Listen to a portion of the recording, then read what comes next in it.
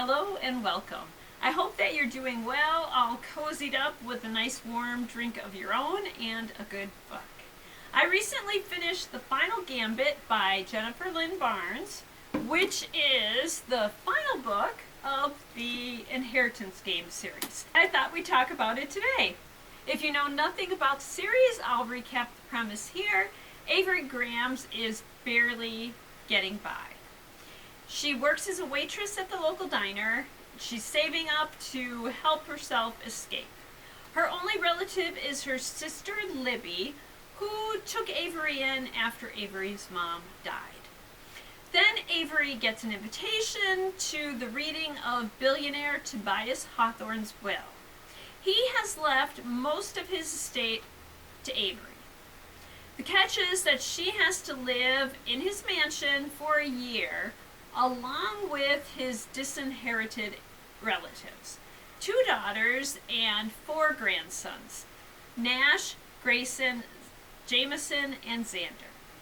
Tobias Hawthorne loved puzzles, secret rooms, and real-life secrets, and he's passed his obsession on to 3 of his grandsons, Grayson, Jameson, and Xander. Each of the books in the series has a main mystery to be solved and secrets to be revealed. As we begin the 3rd book, Avery and the puzzle-loving grandsons have solved a lot of puzzles and uncovered some deeply hidden family secrets. But there's one more secret Tobias Hawthorne kept to himself, and now it is endangering some of the members of his family. Avery will need their help once again to look into Tobias's past, decipher the puzzles, and discover what is wanted by the person threatening the family. And we finally learn what motivated Tobias to take a very risky gamble with Avery. The final Gambit was a satisfying end to this enjoyable series. If you haven't read any of the series, and you want to, I suggest starting with the first one, the Inheritance Games. Because each story builds on the story before it, you really don't want to read these out of order. So, what are some books that you can read for a similar experience? First up is another series, the Clue Mystery Series by Diana Peterfoynd, and it begins with In the Hall with the Knife. This series takes place at Blackbrook Academy, and everyone is headed home for the holidays when a winter storm strikes. The storm strands 6 of the students on campus. They, along with Mr. Bodie, the headmaster, go to the dorm that's the most protected from the weather, and Mrs. White, the house mother, sets them to work preparing dinner and preparing the house for the storm. They go to sleep at night, and when they awake the next morning, they discover that Mr. Bodie has been killed, and each of them has a motive for wanting him dead.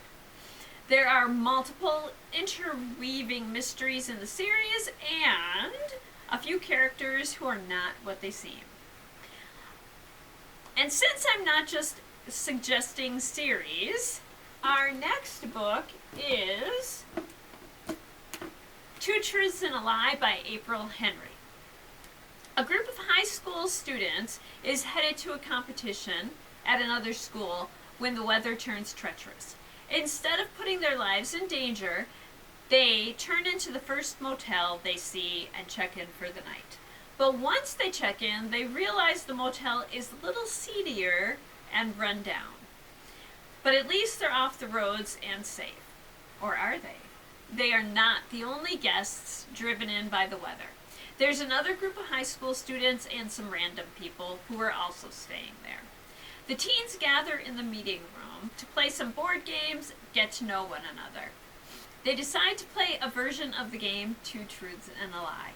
And in this version, participants write out on a slip of paper 2 truths and a lie about themselves, and they put those slips of paper into a bowl. Each of them takes turns picking a slip out of the bowl.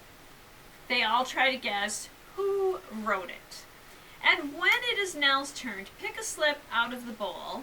She reads it, and it indicates that whoever wrote it may have killed at least one person. It must be a joke. But no one confesses to being the one who wrote it, and as time passes, it becomes evident that someone wants to harm them. But who's responsible, and will they figure it out before it's too late?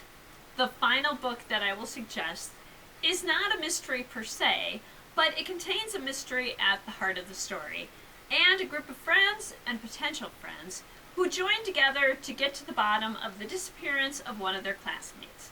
And it's Paper Towns by John Green, and I have a well-loved copy here. Quentin lives next door to and idolizes Margot. Years ago they were friends, but have since drifted apart. Then, on one night, Margot knocks on his window and takes Quentin along on a prank spree. She is seeking revenge against those who have wronged her, and also against someone who has wronged Quentin. After the excitement of the night, Quentin goes to school the next day, but there's no Margot anywhere. Margot has disappeared. Quentin, his friends, their friends, and even one of Margot's friends joins in the search for Margot. From abandoned buildings to abandoned towns, they follow Margot's trail on a journey from which they'll discover one another and themselves. And there we are. We'll be back soon with my top books of 2022 and what I'm reading in January, early next year. We'll also have some more explore and create activities coming up as well. I hope to see you then, and until then, I hope that you enjoy all that you do and all that you read. And thank you.